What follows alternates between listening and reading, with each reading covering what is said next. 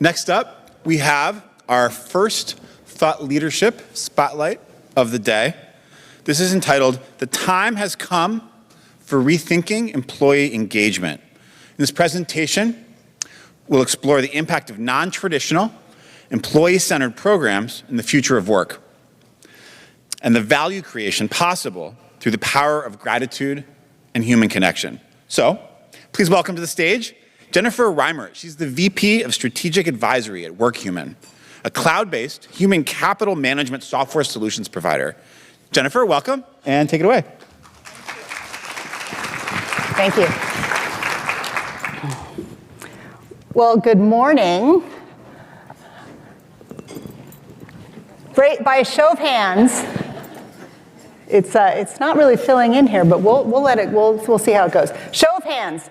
How many, this is your first sort of large event, conference since, I don't know, let's say March 2020? Yeah. We're all here and we're all trying something new, but what I'm getting a sense of is that you all are ready to come back. Well, so are we. Woo! Now, does everybody also know that today is a very unique and special day? Yeah? Oh, maybe I have some friends. Why is it unique and special? 2/22/22 on a Tuesday. That's a lot of twos. And if you study philosophy or you dabble into astronomy, 2 is a very special number, which kind of encapsulates everything we're doing here. 2 is about 2 people coming together. 2 is about 2 ideas coming together.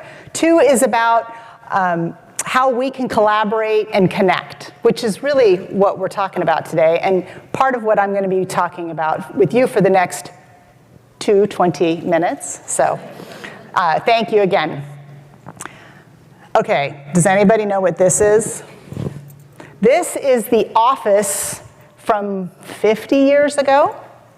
But interestingly enough, it's also when a lot of the systems and policies, particularly around how we reward and engage our employees, first started. And this is a very different workplace than I would say that we are living in today. I mean, if you look, there's absence of computers. Management's probably all along the sides of the walls. I don't know what your access is to them. There's certainly no social media. No one, corporate branding, I mean, that was whatever they wanted to put out in the newspaper. So a very different work style than even what you would say, this is maybe what it was a couple years ago. So the bridge between yesteryear and even 2 years ago, huge. This is an example of what agile teams coming together to solve a challenge, working quickly, they band together, they celebrate, they want to be together, they want to be active, they're very interested, they're committed, and they want feedback, they want access to leadership, they want to be social, they want to tweet, they want to talk, they want all that. And that's where we left off. Well, here's a little bit the way it is now. Now, we are making a step back. We're all here. And we are maybe coming together. But we have to be thinking about if this is the way it's going to be, maybe a mix, right? A few people joining us via screen, trying to figure out how to be inclusive to make sure everybody on the same screen is together with the people who maybe gather in a room. We got to figure this out. And we've got to figure out how are we going to engage these people. And we've studied it, and we've studied it for years. It's time to start doing. And we all can do it, and I'm going to help with sharing some of the answers that we've learned based on my background and the company I work at today. So at Workhuman, we like to say that we are more than our title. So this is often what we've been using in this virtual space recently. We call these our human portraits, and it's our way of introducing ourselves. So by way of introduction, I'm Jennifer Reimert. I lead our HR strategy advisory team. And I am, beyond my title, I'm a newbie drummer. I'm trying something new. I'm an avid traveler. I'm really looking forward to getting out and seeing more of the world. I still have 5 states in the US to visit. I grew up in San Jose. And you may notice, those of you who can maybe pick it out, that there's a very famous stadium in the background of that family picture. My daughter is a new bulldog. So that is us. Woo! I know. What a year the Bulldogs have been having. I mean, a national championship. So I'm thrilled to be here in Atlanta because everything is coming up Atlanta. I mean, you've got the World Series, you've got the Bulldogs now. I mean, you're crushing it just everywhere I turn. So I'm thrilled to be here. So I'm hoping that what I can share with you from my background and then also my prior role in Total Rewards, where if you think about that job and what that job is at your firms, and I would encourage you, if you're in the job or you have somebody that's a peer, hold them accountable because they are the portfolio manager of your investment in your people. And just as you would with any investment, you expect a return on that investment. You expect that to pay off. So how is it paying off? And there's a lot of different programs, usually under Total Rewards, but I'm gonna go into one that most companies have, but it's kind of just there. And it's not doing for you everything that it could, and it directly ties to engagement.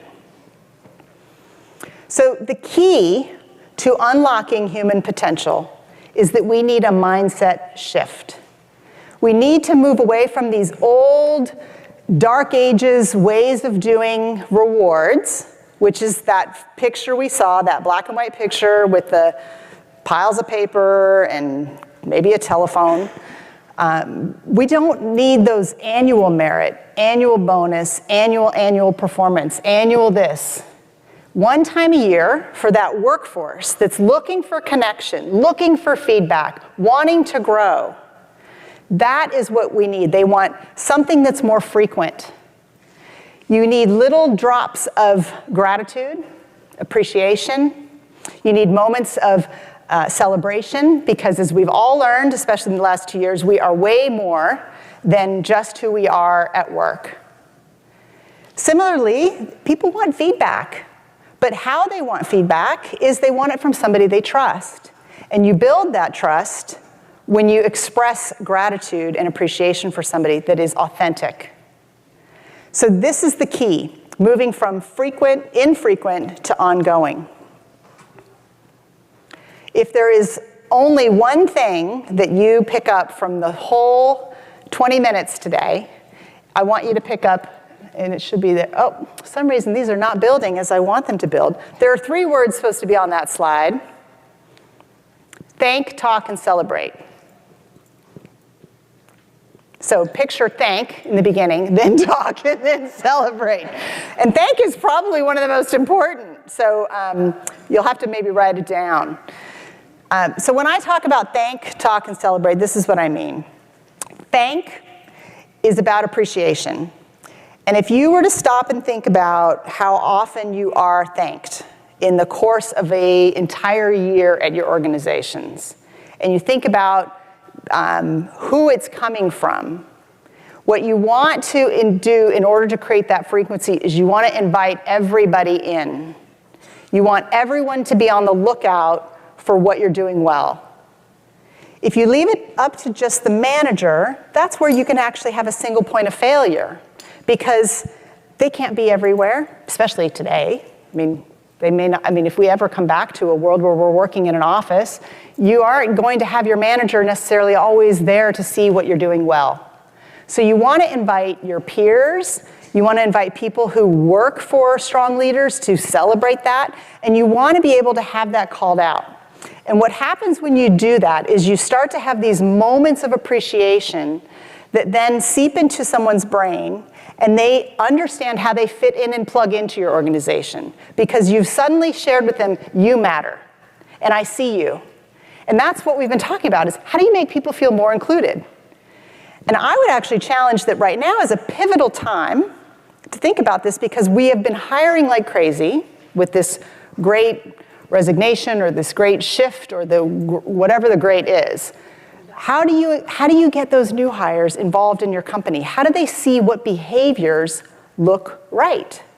Well, what you do is you have your thank yous and your gratitude connected to your company's values or your strategic imperatives so that they start to learn by watching others or somebody recognizing them, that they saw them in that moment, that they did something right, and they did something well. Because once you express that, then they want to do it again. And if you think about how often just you need to do that, it's really all about frequency. You can't do it just one time a year. You can't do it in a bonus that's already a contract for how you're going to pay somebody. You can't do it through base salary, because once you do that merit increase, okay, maybe that 2% will last for the next 4 to 6 weeks, and then you're like, well, what have you done for me lately? You need something, and it doesn't have to be big. That's the other mystery. That's the other myth that I need to bust. Again, as a leader of Total Rewards, I actually implemented this, and I saw this, and I saw what it did to our Net Promoter Score. I saw what it did for our engagement. I saw what it did for breaking down silos, because you suddenly have people who feel empowered and trusted to do something on a more formal way for everybody in the organization. So the second word, talk, what does that mean? That is more about having the voice of the employee, reaching out for ongoing conversations and check-ins and feedback with whomever. Maybe the manager, maybe a trusted peer, maybe somebody that they met through new hire orientation virtually that they had a connection with. You want to create those connections, because the more connections that you create in your organization, that's what's going to be the tie that binds. So you start building, and you have all these frequent moments. You have all these frequent thank yous, and that feels good, and I'm learning, and I'm growing with the company, and then I also want to make sure that you feel a part of it, and that you get feedback of what you're doing well, what maybe you could do better, what you wish that that person would do because you see a spark in them that they don't see. Those two connected together, you're going to start to get a lot of this frequency. Now, the last one is celebrate. Now, how is celebrate different than talk? Well, celebrate in our world, in our vernacular, comes down to some of those other things, those life events that you have, and some of those milestones that you have in your career. So, typical milestone we all think about is my service anniversary, and maybe that's 5, 10, 15, whatever. That's fine, but that's not frequent enough. Think about the last 2 years. How many, maybe this is a good poll for the room, how many in this room either have moved to a new home, adopted a pet, had a baby, gotten married, tried something new, like developed a new hobby that you're really proud of, maybe some sporting triumph?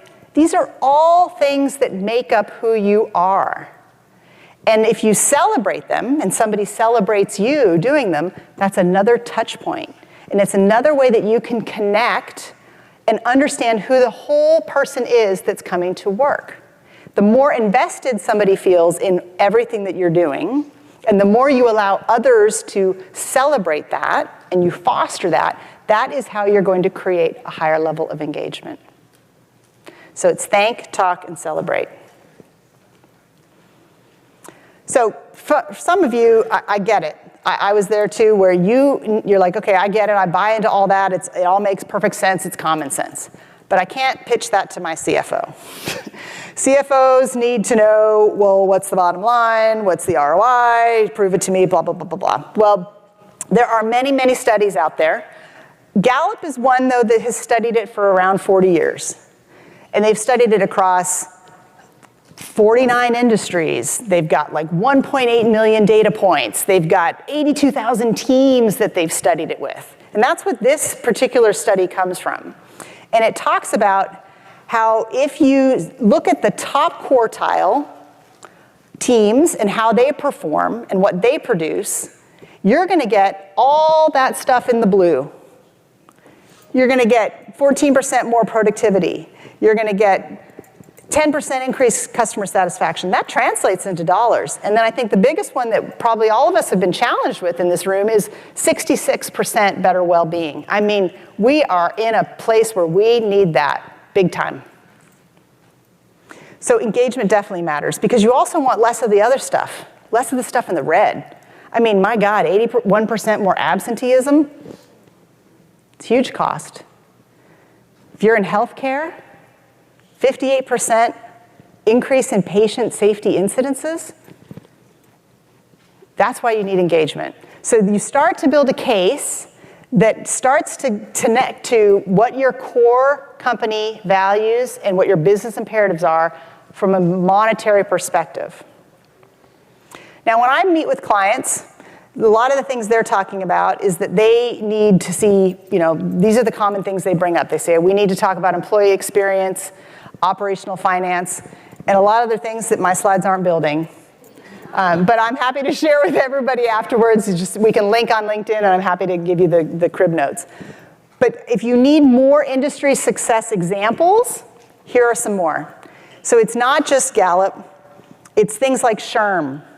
9 out of 10 best-in-class organizations say that recognition is extremely valuable to driving individual performance. So if you need multiple data points, as we often do with our good friends in the CFO office, there are numerous studies, and we're happy to help you with them. Because this is the stuff that really matters. This is what we need to focus on as we're coming out of this pandemic and we're moving back into the office. We need to think about the culture of our people and how we can re-engage them in a different way. Our Workhuman employees, our clients, also say the same thing. It typically comes down to 3 core tenets: turnover, performance, and engagement. We have numerous studies and numerous examples that we aggregate across our clients that will share with you how we've done it before and how they've done it. So you might be thinking, okay, how do I even begin to get started? Well, one thing to do is to actually start working through the value conversation and to start thinking about what kind of change are you looking for? Now, going back to Gallup, they would suggest that you could have a 17 to 20% increase in engagement if you do some of the following things. That might feel like, oh my God, that's a big stake in the ground to say and predict and to hold myself accountable for. So I would suggest that maybe you don't have to go that far, because what's the old adage, if you under-promise and over-deliver? So what I would suggest is that you just think about for every dollar that you invest, and I put Workhuman Cloud because we have all the systems that support Thank, Talk, and Celebrate. But if you just invest $1 in recognition and you kind of think about that at scale, you would have a 5 to 7x return on your investment. We've got the calculators to prove it. Think about turnover as one place, first and foremost. Turnover, you can do a cost per hire. You can boil it down to the numbers. How long it takes for somebody to get productive. How long it takes to find somebody in the market. All of that costs money. All of that takes time out of your organization. Then you think about the ramp-up time. You can actually get to a cost of turnover number. And that right there is the first magic bullet. Because if you can show a company that you can save 100 new hires or 100 or 500 people from walking out the door, think about what that does to your productivity, your intellectual property, what it does for your team of talent acquisition folks that have been cranking out, looking for people everywhere. So there's a way to get down to a bottom line number. So where do you start? Start with your ambitions. Think about what is our big aha. I actually like what Lori was sharing on the stage earlier this morning from Coca-Cola. She said, you can't boil the ocean. Ironic, we're in the aquarium. But you can pick 1 or 2 things, and out of that, usually other things follow. So you create a culture of recognition. How do you do that? Well, you start by saying, let's bring our core values to life, and let's show appreciation for that. And out of that, you're going to improve engagement, you're going to improve retention. I mean, it's just going to go down a tick list. And so when you think about the design, you need to think about, well, what feels right to you? And you want to use your employee experience that you want everyone to feel. You want to start with that. So start with what feels right. Think about yourself. Put yourself in the situation. Give yourself a 12-month period and say, gosh, how many recognition moments? Like if I were recognized 2 times a year, every 6 months, maybe March, maybe November, that doesn't sound like enough. You have to think about the frequency and walk in it and sit in it. Think about your own teams. If you only appreciated your teams or only gave feedback twice a year, 3 times a year, that's not enough. Like once a quarter, you should be able to find the good in what everybody's doing.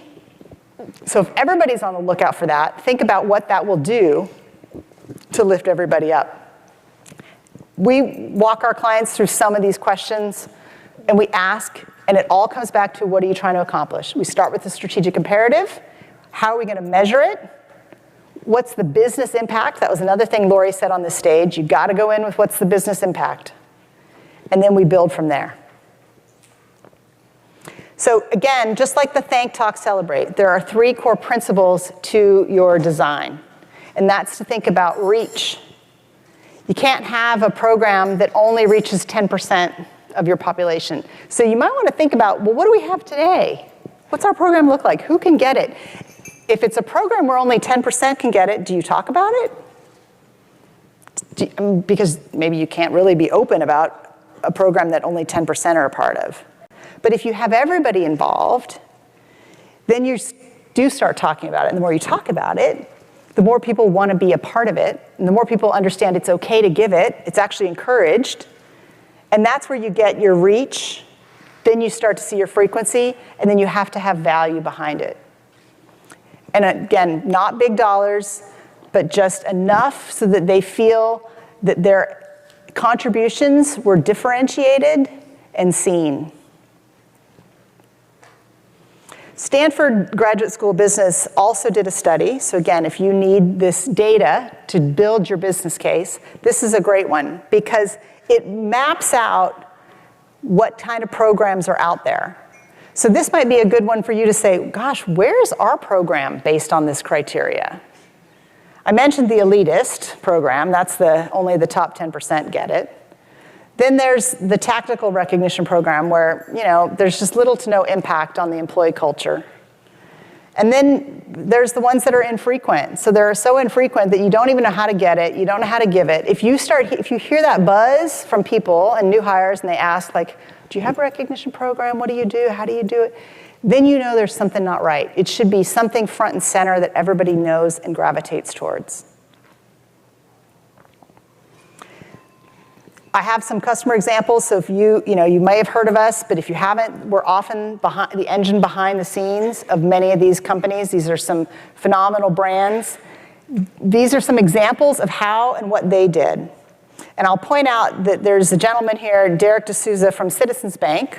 I think he kind of says it all, which is that showing appreciation along the way, it's going to boost morale. That's going to boost engagement. And then this is what we're seeing with the numbers. That's a very important tenet. And again, another one that will help with your business case. Your C-suite, they are going to want to know, and you're finally going to have a way to say, here's a measurement of our culture. I can show it to you, and I can show it to you based on how we are thanking, how we are talking, and how we are celebrating. And I can show you the connection points between different work groups, who's working with each other, how they're working together, and who are the hidden gems in our organization who are influencing. I mean, the amount of talent insights you can see just off of authentic recognition alone is mind-blowing. That's a whole other 20-minute presentation. The presentation was okay, but that thought you had? When companies work human, people stay through anything. Your quick thinking saved us. You saw something. It's changed everything. You may think we don't see you, but I'm so glad you were the one in the room with me. When people are recognized, they feel seen. They feel they belong. Good job. Because without the human, it's just work. So I wanted to play that because you're probably like, okay, well, what does this even mean? So this is, the technology is there.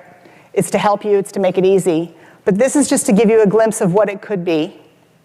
And a way for, if you're curious, if I've tapped into some curiosity and you think, gosh, I really want to unpack this a little bit more. I want to understand this. I and several of my colleagues are here today, and we would love to just understand what are you challenged with? What are you hoping to do? How can we help you accomplish that? So again, it was Thank, Talk, Celebrate. I don't know where Thank went. We're coming to Atlanta. Like I said, everything's coming up at Atlanta. So in about 2 months' time, we will be having our Workhuman Live conference back. I'm very excited. This is a conference for all of you.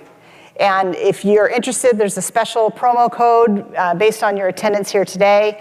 And we would love, love, love to see you. These are a few of the speakers that are coming. We have 2 more that I was really wishing that I could announce. I will just say, watch this space, because there's some really exciting additional keynotes coming.